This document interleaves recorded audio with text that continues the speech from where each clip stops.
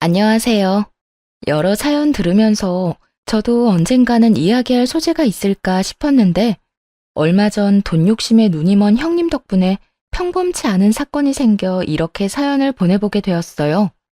당시에는 심각하기도 하고 걱정도 되었는데 지금에 와서 보니 어처구니 없기도 하고 큰일이 아니구나 하는 생각이 드네요.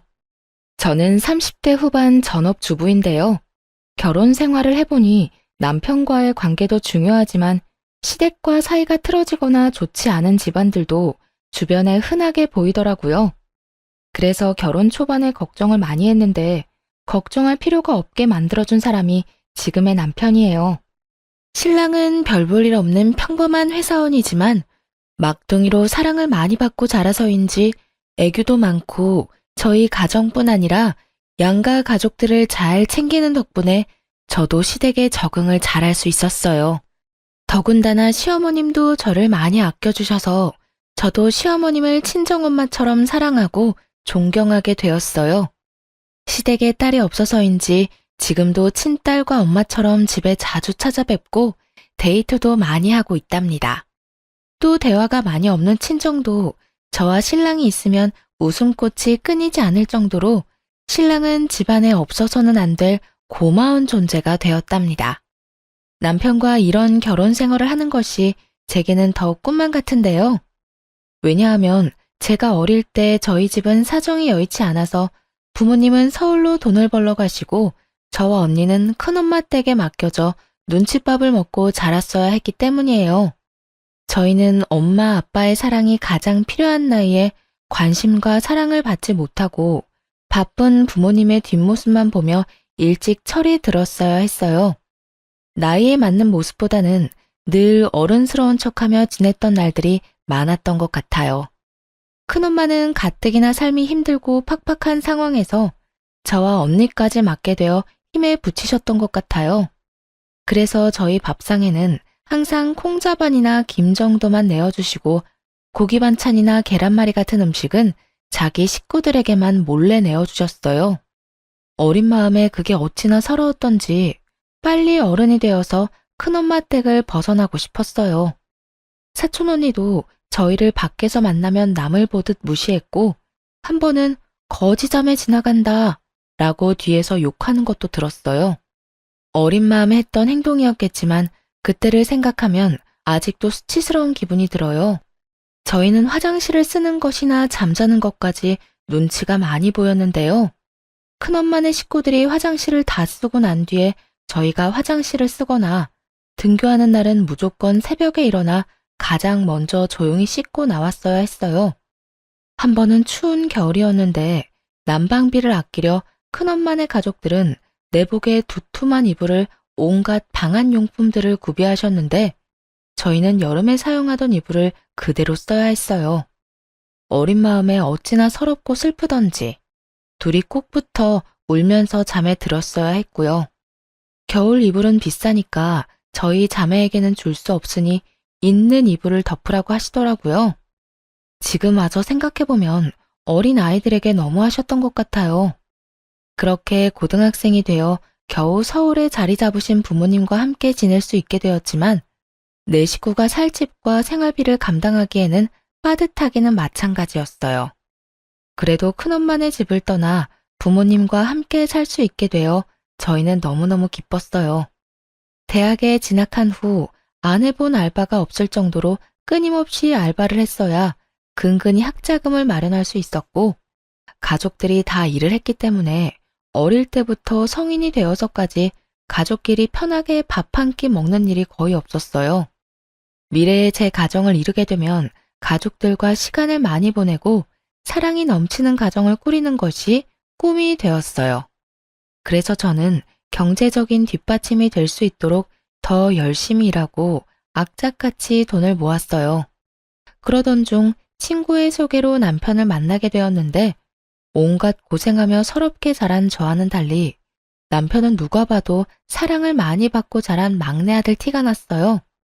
저랑은 다른 세계의 사람 같던 남편에게 끌려 연애를 시작했고 남편도 생활력이 강하고 싹싹한 제 모습이 마음에 들었다고 하더라고요. 그렇게 약 4년이란 시간 동안 남편과 연애를 했고, 연애 기간 동안 누구보다 사랑받는 여자가 될 수 있게 해주었어요.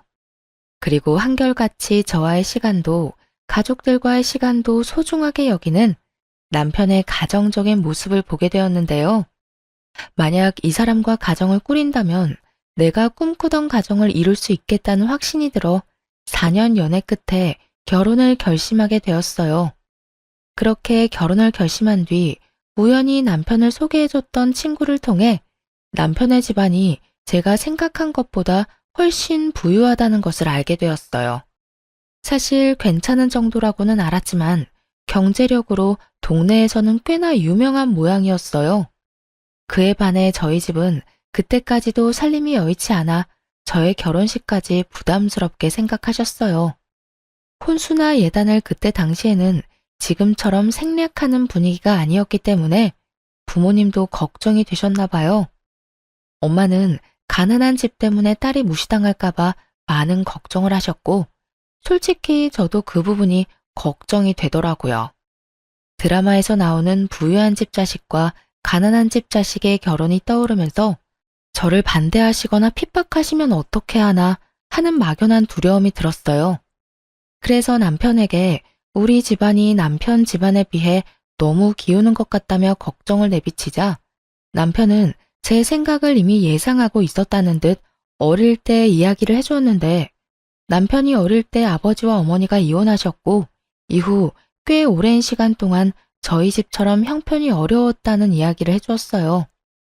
대령아, 우리 엄마도 우리 때문에 고생 많이 하셨는데 내가 고등학생 때까지만 해도 우리 셋이 바퀴벌레 나오는 단칸방에 살았었어. 옷 말릴 곳도 없어서 빨래를 해도 옷에서 쾌쾌한 냄새가 나더라. 그래서 학교 다닐 때 거지라고 많이 놀림받았었어. 지금은 어머니 덕분에 집이 많이 나아진 거지. 우리 집 얼마 전까지도 힘들었다니까. 그리고 누구보다 혜령이 입장 잘 이해해 주실 분이 우리 엄마니까 괜찮을 거야. 오빠도 중간에서 잘할게. 고마워. 나도 오빠를 믿는데 그래도 내가 괜히 위축되는 건 어쩔 수 없나 봐. 그래, 맞아. 충분히 그렇게 생각할 수 있어. 우리 집도 똑같았다니까. 만약 내가 혜령이 입장이었어도 똑같았을 거야. 너무 걱정하지 말고. 문제가 생기면 서로 의지하면서 해결해 나갈 수 있을 거야. 이제는 혼자가 아니라 둘이잖아. 남편은 어머님이 고생하신 일들에 수확을 거둬서 괜찮은 살림이 되었지만 예전엔 저희 집안과 다를 것이 없었다고 이야기해주며 문제가 생기면 함께 이겨나가자고 약속하면서 불안한 저를 다독여 주었어요. 그리고 결혼하겠다는 말씀을 드릴 때 어머님께 저희 집 사정을 넌지시 말씀드렸고 본인도 그런 시절이 있으셨다며 공감이 된다고 우리가 결혼하게 되면 제가 힘들지 않게끔 배려하겠다는 이야기를 들었어요. 비록 남편에게 건너들은 말이었지만 이렇게 남편을 번듯하게 사랑이 넘치게 키워주신 것을 생각하면 시어머님도 분명 좋은 분일 거라는 생각에 저는 부담을 많이 내려놓을 수 있었어요. 이후 실제로 저희 둘이 재정적으로 힘든 부분은 시댁에서 조용히 도와주셨기 때문에 양가 집안의 분란 없이 무사히 결혼식을 마치게 되었는데요. 결혼식을 준비하는 과정을 통해서도 저는 시댁을 많이 신뢰할 수 있게 되었어요. 그렇게 결혼 후 첫 명절이 찾아왔고 긴장되는 마음으로 저는 시댁으로 향했어요. 남편은 걱정 말고 자기만 믿으라고 해주었지만 시댁 식구들을 정식으로 뵙는 것은 처음이라는 생각에 몸이 굳어 남편의 시덥지 않은 농담에도 웃음이 나질 않았어요. 하지만 걱정했던 것과는 달리 시어머님은 편하게 저를 맞이해 주셨고 갈아입을 옷까지 세심하게 준비해 주실 정도로 저를 신경 써 주셨어요. 혜령아, 처음이라 긴장이 많이 되지? 이거 입으렴. 첫인상 중요하다고 한껏 차려입고 올 텐데 불편할 것 같아서 내가 네 생각해서 사봤는데 마음에 들지 모르겠네. 안 맞는 것 같으면 편하게 말해주렴. 감사합니다, 어머님. 아유, 우리 집이 남자들 뿐이라 늘 삭막했는데 네가 오니 집안이 훤한 것 같네. 긴장하지 말고 편하게 즐거운 명절 보내자꾸나. 시어머님의 따뜻하고 다정한 말씀에 한결 마음이 편안해졌고, 먼저 도착해 있던 아주버님도 남편과 투닥투닥 장난을 치시며 분위기를 많이 풀어주셨어요. 남편의 유하고 착한 성격이 어머님을 참 많이 닮았다는 생각이 들더라고요.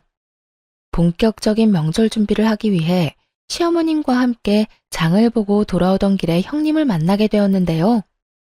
유하고 동글동글한 아주버님 인상과는 달리 형님은 마른 체격에 미간 사이에 깊은 주름까지 있어 겉으로 봤을 때 굉장히 까칠해 보이셨어요. 계속 인상을 쓰고 계셨는데 그래서인지 인상이 더 안 좋게 보였어요. 아니나 다를까 형님은 짐을 들고 있는 저희를 본체만 채 무심하게 인사를 하고 혼자 빠르게 집으로 들어가더라고요. 어른이 짐을 들고 계시는데도 무심하게 지나치는 형님을 보고 당황한 저는 시어머님 눈치를 살폈지만 어머님은 크게 개의치 않으신 듯 보였어요. 그리고 명절 준비를 하는 내내 어머님과 제가 고생하는 동안 형님은 일손을 돕는 일 없이 방에만 들어가 있었고 여기저기 바쁘게 통화하는 소리만 들렸어요. 식사 시간에도 저와 어머님이 식사를 차리는 것을 오히려 당연하게 생각하는 듯 밥상이 다 차려져야만 방에서 나와 자리에 앉으시더라고요. 화기애애하게 식사하는 도중에도 가족이 무슨 말을 하는지 관심 없다는 듯이 핸드폰만 만지작거리면서 깨작깨작 밥술을 뜨는 형님 때문에 다들 살살 눈치를 보는 것 같았어요. 어머님, 근데 명절이라고 이렇게 여자들이 밥상 차리고 아직도 이러는 게 말이나 돼요? 그냥 밖에 나가서 외식 한번 하고 얼굴 보면 끝이지. 가끔 보면 우리 가족들도 너무 구시대적인 것 같아요. 그리고 자기는 언제까지 여기 있을 생각이야? 나 너무 바쁜데 이제 슬슬 일어나지? 아, 자기 왜 그래? 엄마랑 재수 씨가 힘들게 차린 음식인데. 그리고 요즘 바빠서 가족들끼리 모이기 힘든데 명절이라는 핑계로 만나서 집밥 한 끼 먹는 게 더 좋지. 그치, 동생아? 오랜만에 동생 얼굴도 보고 재수 씨도 보고 말이야. 어머, 그래? 그렇게 좋으면 다음부터는 자기 혼자 오면 되겠다. 어머님, 제가 요즘 바빠서 정신이 좀 없어서요. 너무 언짢게 생각하지는 마셔요. 솔직히 오늘 안 오려고 했는데 일이가 억지로 끌고 온 거라서 이해 좀 해주세요. 형님의 말 몇 마디가 그나마 유지하고 있던 평화의 찬물을 끼얹었어요. 이후에도 어머님과 제가 고생하면서 차린 음식이 너무 짜다며 투정을 부리질 않나 은근히 시댁을 무시한 듯한 발언도 서슴지 않고 하더라고요. 아휴, 저희 부모님이 이런 음식 보시면 깜짝 놀라실 것 같아요. 하긴 자기도 그냥 평범하니까 기대하면 안 되는데 내가 자꾸 이러네. 그만해 좀. 아주버님은 계속 말을 끊으며 형님께 눈치를 줬고 저희 남편도 언짢아하는 티를 냈지만 형님은 아랑곳하지 않고 하고 싶은 말을 하시더니 이내 일어나 집에 먼저 가겠다며 떠나셨어요. 어머님은 그런 형님을 크게 신경 쓰는 것 같지 않으셨지만 속으로는 형님을 좋아하지 않으시는 것이 느껴졌어요. 저도 형님과의 첫 만남이었지만 형님이 별로 마음에 들지 않았어요. 어머님께 틱틱거리는 것도 마음에 들지 않았고 여러 사람 기분 상하게 하는 데에 특별한 능력이 있나 보다 하는 생각이 들었죠. 그렇게 저의 첫 명절이 지나가게 되었어요. 긴장했던 것이 무한할 정도로 시댁 식구들이 저를 편안하게 해주셔서 앞으로는 걱정할 필요가 없겠다는 생각이 들었어요. 어머님도 주차장까지 배웅을 나와주시고 집에서 먹을 반찬이나 음식을 바리바리 싸주셨어요. 저는 괜찮다고 손사래를 쳤지만 완강한 어머님의 받아올 수밖에 없었어요. 차를 타고 돌아오는 길에 남편에게 들어보니 아주버님도 남편과 같이 평범한 회사원이라고 하더라고요. 반면 형님은 잘 나가는 치과 의사였기 때문에 이전에도 형님이 아주버님을 무시하는 일이 많았대요. 그래서 시댁에 와서도 손에 물 한 방울 묻히지 않으려고 한다는 거예요. 어머님과 남편은 아주버님 입장을 생각해서 형님을 참고 있고 아주버님도 그 상황을 잘 알아서 웬만하면 형님을 집에 잘 데려오지 않으려고 하는데 저희가 결혼하고 보내는 첫 명절이라 얼굴이라도 같이 봐야겠다는 생각에 형님을 억지로 데리고 온 것이었어요. 형님이 떠난 후 아주버님은 어머님께 죄송하고 저희에게도 미안하다고 말씀하셨지만 저희는 오히려 아주버님이 걱정될 뿐이지 마음 쓰지 마시라고 말씀드렸어요. 그렇게 명절이 무사히 끝나고 아주버님 내외 일로 속상하셨을 어머님의 마음을 풀어드리고 싶었던 저희 부부는 어머님을 모시고 가까운 근교로 식사를 하게 되었는데요. 바람을 쐬는 동안 어머님께서 어려운 시절에 있었던 일들을 말씀해 주셨어요. 어머님도 홀로 자식 둘을 키우시면서 사기를 당하기도 하고 사업이 망해 모아놓았던 돈도 다 잃어보고 빚더미에도 앉아보는 등 힘든 일들이 정말 많으셨더라고요. 이야기를 듣는 저와 남편의 눈시울이 금세 붉어지자 어머님은 늙은이 이야기 듣고 울지 말라며 지금은 이렇게 번듯하게 아들 둘 키워 잘 살고 있지 않냐며 다 지난 일인데 괜히 이야기를 꺼냈다며 여유롭게 웃으셨어요. 어머님이 겪으셨던 일에 비하면 저의 일화는 아무것도 아니지만 어릴 때 큰엄마네 얹혀 살았던 일들과 집안이 기울어 힘들었던 이야기를 꺼냈고 어머님 눈에도 어느새 눈물이 맺히셨어요. 그러면서 말해주신 말들이 저에겐 참 힘이 되더라고요. 그런 일들이 있을 때 잘 버티면 이상하게 좋은 일이 오더구나. 힘든 일 이후에는 꼭 좋은 일이 오니까 혜령이 너도 앞으로는 좋은 일들만 가득할 거야. 저는 어머님의 말씀에 감동을 받아 참았던 눈물이 왈칵 났어요. 그 대화를 계기로 어머님과 저의 사이는 더욱 가까워지게 되었고 저에게 그날은 어머님께 따뜻한 사랑을 받았던 추억으로 오래도록 기억되는 날이 되었어요. 식사하는 내내 아주버님 내외에 대한 이야기는 꺼내지 않았고 어머님도 굳이 말씀하지 않으셨지만 저희가 부족하게나마 어머님을 위로하고 싶어 한다는 사실을 느끼셨는지 저희에게 고맙다는 말씀을 계속하셨어요. 시간이 지나 형님 해프닝은 잊혀가며 평소처럼 알콩달콩 지냈는데요. 하루는 웬일인지 형님께 먼저 전화가 왔어요. 아주버님과 해외에 나갈 예정이라 그 기간 동안 강아지를 돌봐달라는 부탁을 하려 전화를 했더라고요. 저는 그다지 내키지 않았지만 평소 강아지를 좋아했고 아주버님을 생각해 형님 내외 여행 기간 중 저희 집에서 강아지를 돌보기로 했어요. 남편과 함께 매일 강아지를 산책시키고 목욕도 시켜주면서 나름 재미있는 시간을 보냈던 것 같아요. 형님 내외가 여행에서 돌아오는 날, 역시나 저희의 예상대로 아주버님 혼자 강아지를 데리러 저희 집에 오셨어요. 오랜만에 뵙는 아주버님과 여행 이야기도 들을 겸 차를 한 잔 내어오는데 아주버님께서 형님과 이혼을 하고 싶다는 말씀을 조심스럽게 하셨어요. 나 정말 아내랑 이혼하려고. 재수 씨는 앞에서 이런 이야기해서 부끄럽네요. 아주버님, 그런 말씀 마세요. 서로 맞지 않으면 이혼하는 거죠. 요즘 세상에 그런 게 부끄러운 일인가요? 오히려 합리적이고 좋은걸요. 그렇게 말해주니 고맙네요. 민호야, 네가 결혼을 참 잘했다. 나는 아내 때문에 어머니께 걱정만 끼쳐드린 것 같은데 재수 씨는 항상 우리 어머니께도 너무 잘해주시고 우리 민호한테도 잘하고 항상 고마워요, 재수 씨. 별 말씀을요. 시댁에서 너무 잘해주셔서 오히려 제가 감사한걸요. 아주버님은 형님과 더 이상 같이 사는 것은 의미가 없는 것 같아 여행 중에 이혼을 요구했지만 형님은 아주버님과 이혼을 하지 않겠다고 했대요. 그 이유는 다름 아닌 돈 때문이었는데요.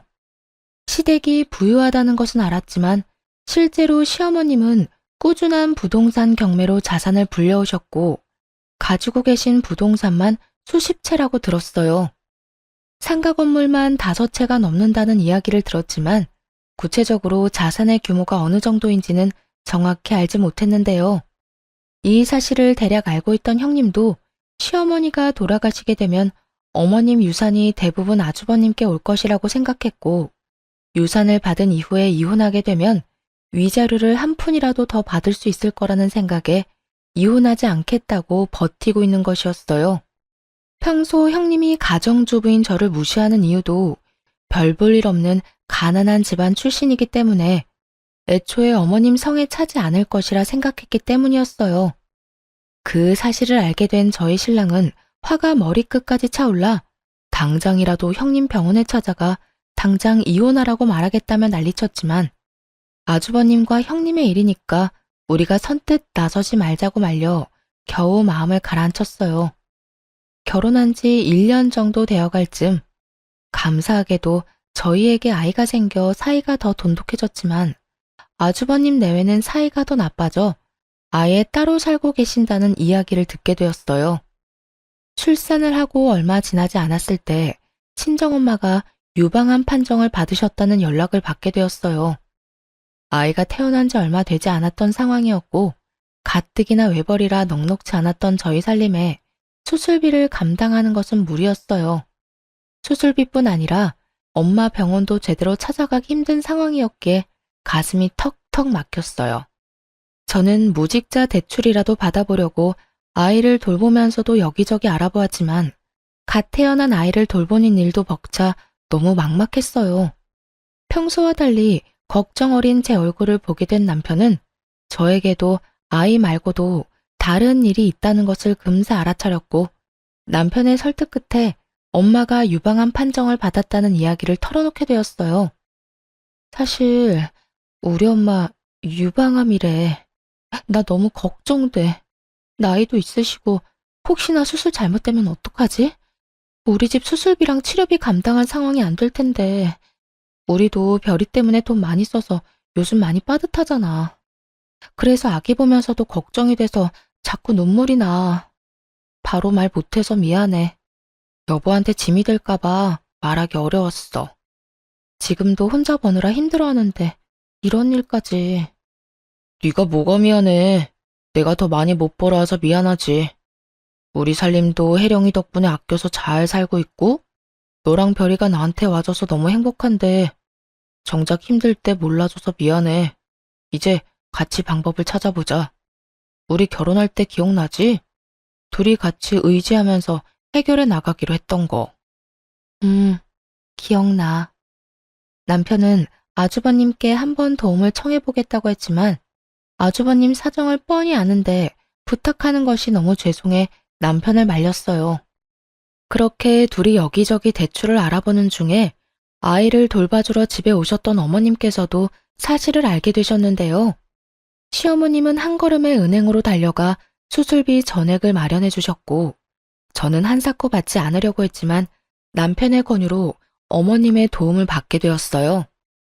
엄마가 아프신 것만으로도 마음고생이 심할 텐데 별이 태어난 지 얼마 안 돼서 이런 일이 있으니 네가 더 혼란스럽고 힘들었겠다. 아기 보면서 한창 행복할 때인데 말이야. 별이는 내가 최대한 돌봐줄 테니까 혜령이 너는 낮에 어머니 병실에 다녀와라.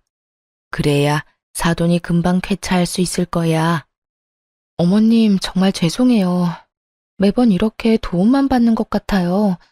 너무 죄송해요, 어머님. 이럴 때는 감사해요, 어머님 하고 도움받는 거야. 알겠지? 어머님은 흐느껴 오는 제 손을 잡아주시며 도움받을 수 있는 곳이 있다면 얼마든지 받아도 된다고 다독여 주셨어요. 그때 저는 다시 한번 시어머니에게 꼭 효도하는 자식이 되어야겠다고 다짐했어요. 다음 날 아이를 어머님께 맡기고 친정엄마 입원 수속을 하고 돌아오는 길에 형님도 어머님께서 저를 도와주셨다는 소식을 들으셨는지 쏜살같이 저에게 전화를 하셨는데요. 가뜩이나 엄마 수술 날짜가 잡혀서 걱정되고 긴장이 되어 마음이 좋지 않은데 형님은 아무리 어머님이 자기를 아껴주신다고 해도 그렇게 선뜻 큰 돈을 받아도 되는 거냐며 따져왔어요. 아니 동서, 아무리 돈이 좋아도 그렇지. 어머님이 주시는 돈을 어쩜 그렇게 냉큼 받아? 어렵게 자란 애들은 눈치라는 것도 없나 봐. 둘이 그만한 돈도 못 모으고 놀기만 했어? 능력이 없으면 눈치라도 챙겨야지. 네? 형님, 무슨 말씀을 그렇게 하세요? 무슨 말씀이냐니? 잘못 들었어? 동서네가 이번에 받아간 돈 액수 만만치 않을 텐데 나도 의사라서 어느 정도는 대충 감이 오지 않겠어? 그 돈 다 우리 남편한테 올 돈 아니야? 어차피 어머님도 유산 줄 사람 우리 남편밖에 더 있냐고. 그럼 그 돈 우리 돈이잖아. 내 돈 가로챈 동서한테 내가 이 정도도 말 못해? 그리고 동서, 자꾸 어머님께 붙어서 착한 척 하지 마.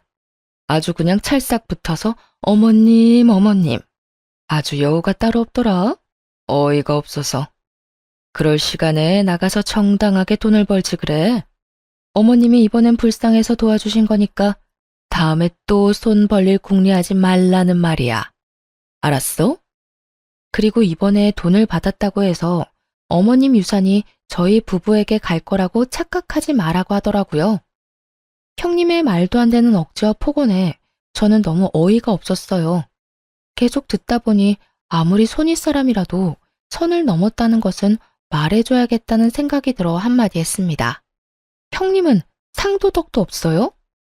엄마가 암 판정을 받아서 힘든 사람한테 이런 식으로 얘기하는 게 개념 있는 행동인 것 같아요.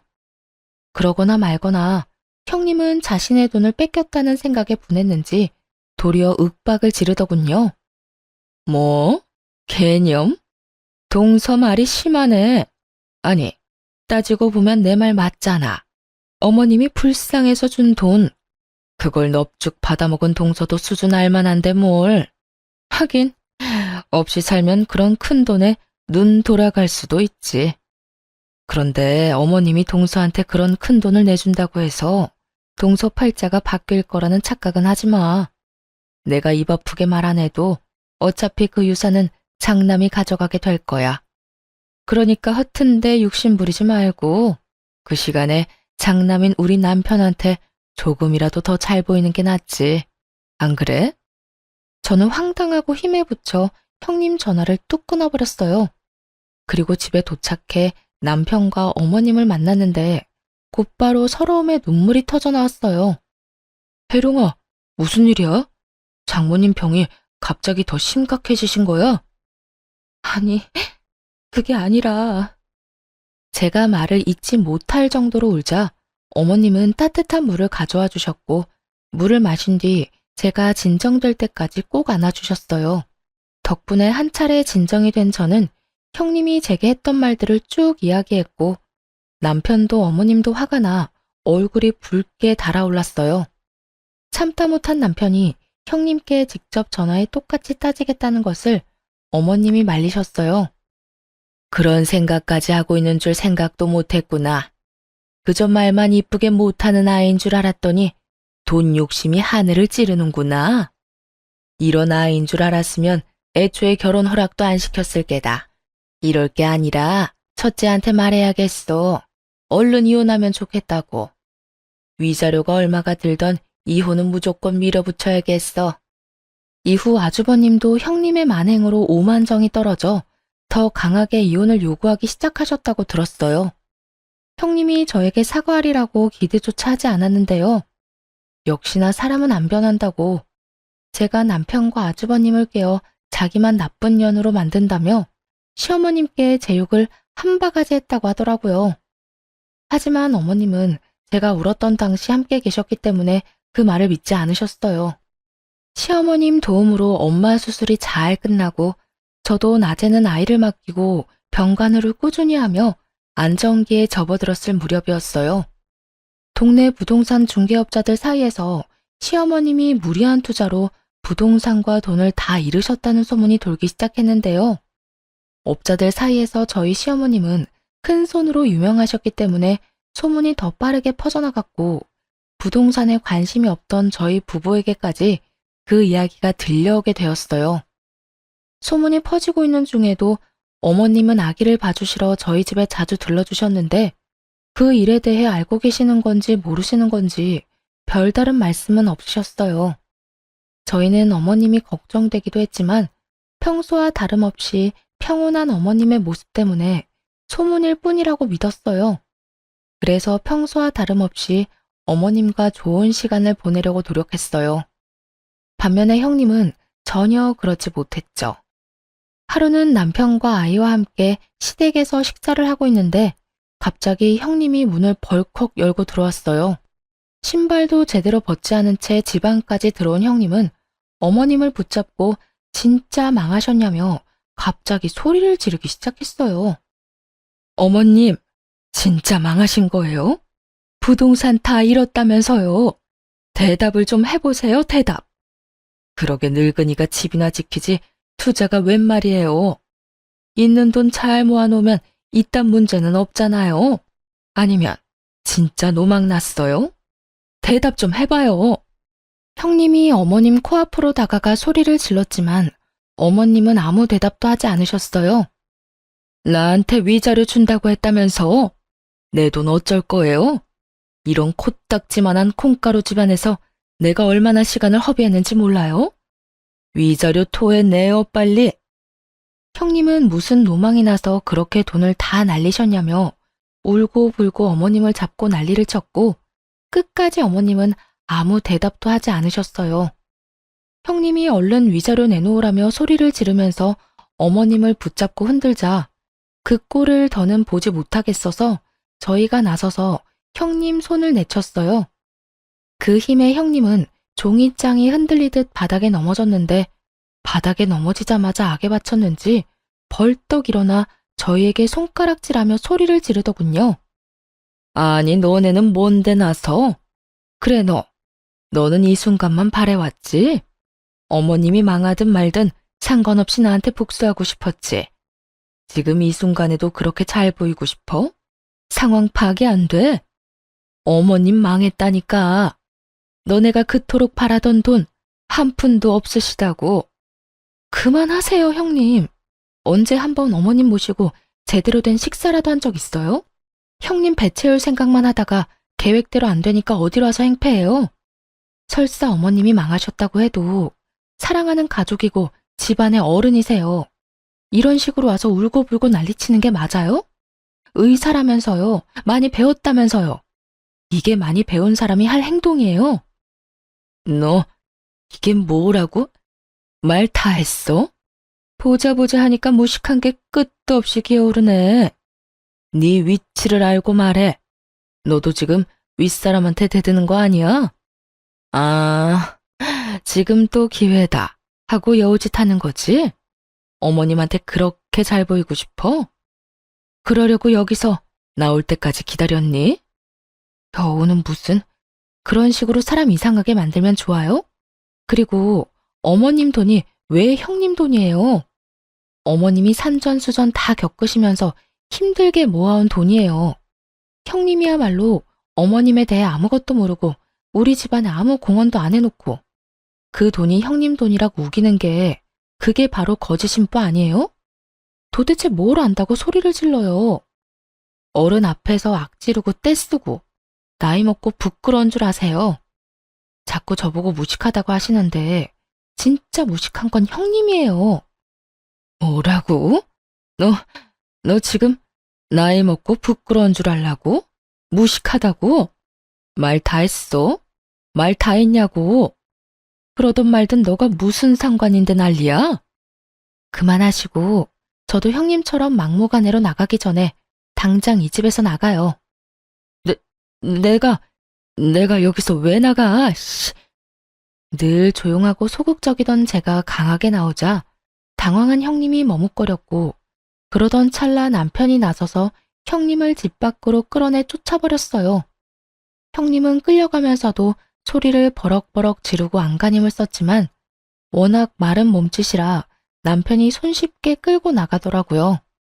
그 모습이 너무 볼품없어 꽤 우스꽝스럽기도 했어요.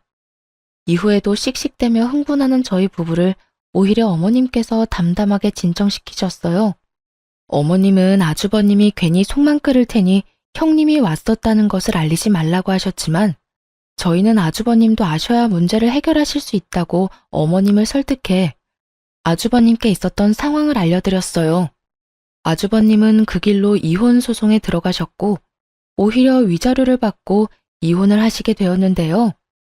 형님이 시댁 욕을 하고 저와 어머님을 무시하는 통화 내용을 몰래 제가 모두 녹음했을 뿐 아니라 형님이 시댁에 찾아와 난리를 친 내용도 녹음하고 있었기 때문에 손쉽게 증거로 낼 수 있었어요. 그리고 더욱 가관이었던 것은 형님이 아주버님 몰래 바람을 피며 다른 곳에 살림을 차려놓았던 사실인데요. 저희 부부가 초대를 받아 갔던 지인의 아파트 주차장에서 형님이 다른 남자와 팔짱을 끼고 들어가는 것을 보게 된 것이었어요. 저희는 형님이 바람을 핀다는 것을 직감했고 아주버님이 위자료를 주고 헤어질 게 아니라 위자료를 받고 이혼해야 한다고 생각했어요. 그 뒤로 지인에게 자초지종을 설명하고 형님이 보일 때마다 몰래 사진을 찍어달라고 부탁했어요. 아파트에 둘이 같이 거주하고 있는지 동거 여부도 확인하며 증거를 차곡차곡 모았어요. 그래서 어머님을 설득해 아주버님께 말씀드린 거였어요. 이제 이혼할 수 있는 모든 증거를 모았다고 생각했거든요. 덕분에 아주버님은 위자료를 받고 이혼할 수 있게 되었답니다. 결국 위자료 한 푼 받지 못하고 도리어 돈을 주고 이혼하게 된 형님은 이후에도 시댁에 여러 번 찾아와 행패를 부렸는데요. 그때마다 저희 부부와 아주버님이 어머님과 함께 지내며 속 시원하게 형님을 내쫓았어요. 그 당시에는 거의 시댁에 똘똘 뭉쳐 함께 지냈던 것 같아요. 어머님을 지키는 보디가드가 된 것 같아 한편으로는 재미있기도 했어요. 어머님은 그때도 형님을 크게 개의치 않으셨는데 온갖 고생을 다 겪으셨던 어머님께는 형님 사건은 그저 작은 사건 중 하나였던 것 같아요. 하지만 아이도 돌아가며 돌봐주셨기 때문에 저도 조금은 편안했고 이렇게 가족이 한데 모여 지냈던 경험이 거의 없다 보니 새롭고 행복하기도 했어요. 어쩌면 어머님께서 제게 살을 부대끼며 함께 지내는 가족을 경험하게 해주시고 싶어 일부러 형님을 핑계 삼아 저희를 함께 있게 해주셨나 하는 생각도 요즘은 들어요. 물론 어머님께서 저희를 불러 같이 지내자고 하신 게 아니라 저희가 막무가내로 어머님 집에 얹혀 살았던 거였지만요. 누가 누굴 지킨 건지 지금 와서 생각해보면 철없는 자식들을 어머님이 지켜주신 거였네요. 이후 형님이 운영하던 치과에서 형님이 두 집 살림을 했었다는 사실과 이혼 전에 시어머님께 찾아와 했던 폐륜적인 행동에 대해 소문이 퍼지게 되어 더 이상 일하는 게 어려워졌다고 해요. 지역 텃세를 버티지 못한 형님은 결국 다른 곳으로 이사를 가게 되었다는 소식까지 듣게 되었어요. 형님은 이혼도 당하고 일도 제대로 하지 못하는 지경이 되었지만 저희 가족은 형님 사건을 계기로 오히려 하나로 뭉치게 되었답니다. 한참 시간이 지나 평소와 다를 것 없이 저희 집에 아이를 보러 놀러 오셨던 어머님이 거액의 돈이 들어있는 통장과 저희 이름으로 명의가 변경된 부동산 서류를 들고 오셨는데요. 놀랍게도 어머님께서 저희에게 주는 선물이라고 말씀하셨어요. 저희 명의로 된 아파트 이름을 본 저는 너무 놀라서 가슴이 쿵쾅쿵쾅 뛰었어요. 그 아파트는 제가 늘 살고 싶었던 좋은 입지에 있는 대장 아파트였고 통장 안에 찍혀있던 금액도 살아생전 한 번도 보지 못한 액수였어요. 얘야, 그렇게 놀랍니? 아주 눈이 휘둥그레졌구나. 어머님, 어떻게 이렇게 큰 돈과 아파트를, 그것도 저희 명의로요. 사실 내가 한동안 부동산 업자들한테 소문을 좀 냈었다. 내가 망했다는 말은 첫째 며느리 때문에 일부러 낸 소문이었어. 덩달아 너희들까지 속여서 미안하구나. 많이 걱정했지? 그러셨구나. 저희도 조금 걱정이 되긴 했어요, 어머님. 하지만 어머님이 평소와 같으시니까 소문을 믿지 않고 있었어요. 만약 무슨 일이 있으셨으면 저희한테 먼저 이야기해 주셨을 거라 생각했거든요. 그래, 너희 말이 맞아. 만약 내가 망했다면 소문이 너희에게 들리기 전에 말해 주었을 거야. 우린 가족이잖니. 가족에 대한 얘기를 소문으로만 듣게 할 순 없지. 네, 어머님 말씀이 맞아요. 형님은 가족의 말은 들어보지도 않고 아무 상관없는 사람의 말을 믿었잖아요. 그건 가족이 아니라고 생각해요, 어머님. 가족에게 무슨 일이 있으면 먼저 물어보고 들어봤어야 했어요. 그게 제가 형님께 제일 화가 났던 이유였어요. 그래. 우리 며느리 말이 맞다. 역시 우리 며느리가 제일 똑똑해. 솔직히 그날은 네가 너무 화를 많이 내서 나도 놀랐단다. 우리 며느리한테 이런 면도 있구나 싶고 아주 든든하고 고마웠어. 늘 내 편이 되어주겠구나 하고 감동적이기도 했고 엄마도 큰 며느리가 너를 막 대했을 때 너무 화가 났지만 무작정 내가 화를 내면 더 물러서지 않았을 거라 조용히 참고 있는다고 나도 힘들었단다. 그동안 부족한 엄마 옆에 항상 있어주고 믿어주어 고맙구나. 이건 너희에게 주는 내 선물이니까 부담 갖지 말고 받아주렴. 알고 보니 어머님은 형님이 어머님 유산을 노리고 아주버님과 이혼하지 않고 버티고 있다는 것을 알고 계셨어요. 그래서 동네 중개업자들에게 일부러 소문을 내게 하셨던 거였어요. 그동안 투자가 망한 게 아니라 오히려 더 잘 되고 있던 상황이셨대요.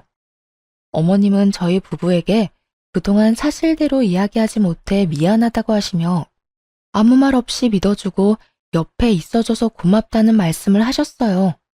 저희는 절대 받을 수 없다고 말씀드렸지만 어머님이 너무 완강하셨던 탓에 결국 감사히 받게 되었어요. 그 뒤로도 어머님은 생각지 못한 금액의 돈을 종종 저희에게 베푸셨어요. 받지 않겠다고 해도 워낙 의견이 강하셔서 받긴 받았는데요. 값진 돈 절대 낭비하지 말자고 생각해 그 돈을 차곡차곡 모아두었죠. 그리고 좋은 기회가 생겨 월세를 받을 수 있는 소형 건물까지 매입하는 데 성공했네요. 덕분에 저희 생활비 외에도 어머님께 넉넉한 용돈을 드릴 수 있는 수준이 되었어요. 어머님께서 저희 쓰라고 주신 돈이지만 그것을 마냥 저희를 위해서만 쓰기보다 늘 도움을 주셨던 어머님께 돌려드리고 싶은 마음이 컸거든요. 다행히 열심히 투자 공부를 하고 발로 뛴 덕분에 어머님께 효도를 할 수 있게 돼서 요즘 너무 감사하고 행복해요. 그리고 형님이 지방에 있는 작은 병원에서 겨우 입에 풀 칠할 정도로 생활하고 있다는 소식을 건너 듣게 되었죠.